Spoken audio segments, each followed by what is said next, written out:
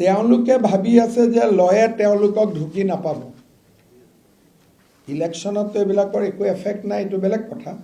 কিন্তু মই কনচাৰ্ণ হৈছোঁ যে পাকিস্তানৰ হেল্প কিয় ল'লে।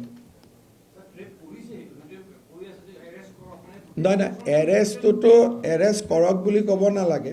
FIR-ত যদি এৰেষ্টৰ কণ্ডিশ্যন আছে এৰেষ্ট কৰিব, আকৌ এণ্টিচিপেটৰী বেল ল'ব নাযাওঁ বুলি কৈ দিয়ক, ইমানে কথা।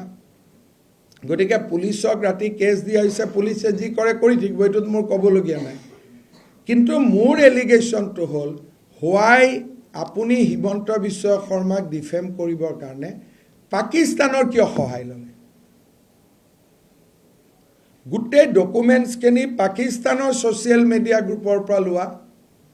আমি কৈয়ে দিছোঁ যে দিছ গ্ৰুপ ইজ ষ্টিল এলাইভ, এইটো ওলাই যোৱা নাই।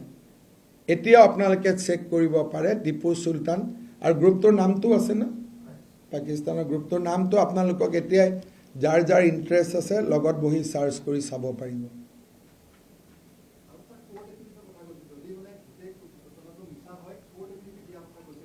কোৰ্ট এফিডেভিট আজিতো আমি কোৰ্টতে, কালিতো কোৰ্টত যামেই। 48 আৱাৰ্ছত মই কৈয়ে দিছোঁ চিভিল ক্ৰিমিনেল দুইটা কেছ হ'ব বুলি। আমিতো কোৰ্টতে যাম। মানুহে ন্যায় বিচাৰি ক'ত যাব, মানুহতো কোৰ্টতে যাব লাগিব। ইলেকশ্যনৰ লগতো এইটো লিংক নাই। ইলেকশ্যন আহিব যাব, 100টা চিট বিজেপিয়ে পাবই, তাত আৰু কোনো ইয়াত প্ৰশ্নবোধক চিনেই নাই। এতিয়াও মই কালি প্ৰেছ কনফাৰেন্স দিছোঁ, এতিয়া মই মিটিঙত যাম, হাজাৰ হাজাৰ মানুহ মিটিঙত আজিও দেখিব। কাৰণ মানুহে গৌৰৱ গগৈ আৰু পৱন খেৰাক বিশ্বাস নকৰে। প্ৰিলিমিনাৰী কথাটো হ'ল সেইটো। কোৰ্টতো যাম, পুলিচ কেছো দিম, এফিডেভিটো দিব লাগে সেইখনো দি দিম, কোনোতো আপত্তি নাই। এইটো পাকিস্তানী ইন আজমান এই গ্ৰুপটোৰ নাম।